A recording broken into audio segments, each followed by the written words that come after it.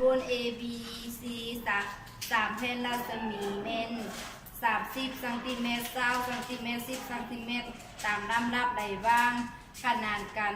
และเม็ดใจกลางประกอบเป็นสิทธิ์ซื่อหนึ่ง A กระจายแสง B C กันแสงระยะ A ค่ะ A B บ่เปลี่ยนและเท่า 1.2 เมตรจงคิดไล่ B C ในสองกรณีสังเกตวงหูกเนาะนี่มันจานโมน A จานโมน B จานโมน C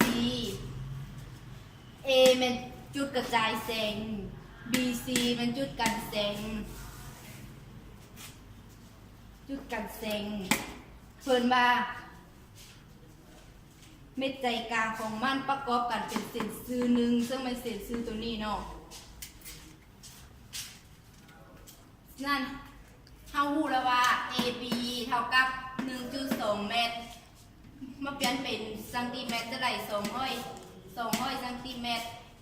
BAA ขีดเท่ากับ30ซนติเมตร BB ขีดเท่ากับ20ซนติเมตร CC ขีดเท่ากับ10ซนติเมตรถ้าจะมาสังเกตเบิ่งหู BAA ขีด O และ BB ขีด O ซึ่งเป็นตัวนี้เนาะ BB ขีด O BB AA ขีด BB ขีดแล้วก็ O ฉะนั้นเราจะมาส่องหาระยะห่างแต่ B หา O ว่ามันจะเท่ากับเท่าใดเอามันนำใส่ละเกณฑ์ตาแลนคือตัวนี้เนาะมาแทนใจ30ส่วนให้120ว่าให้ BO เท่ากับ20ส่วน BO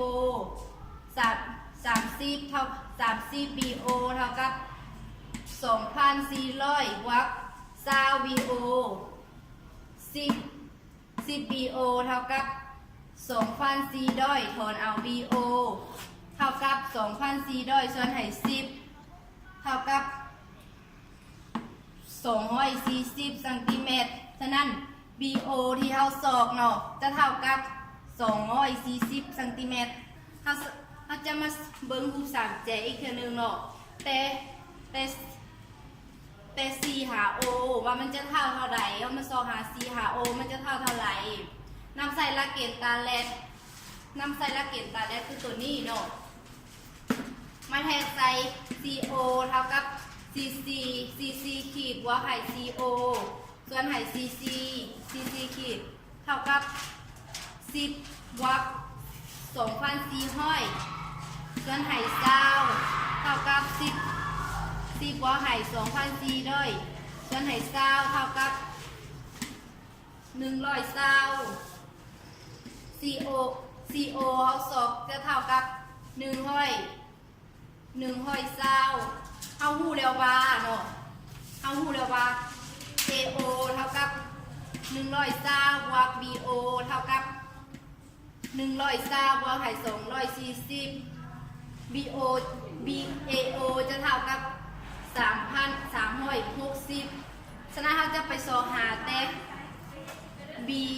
B หา C มันจะเท่าไหร่เนาะนำใส่สูตร BC เท่ากับ AO ลบให้ BC ลบ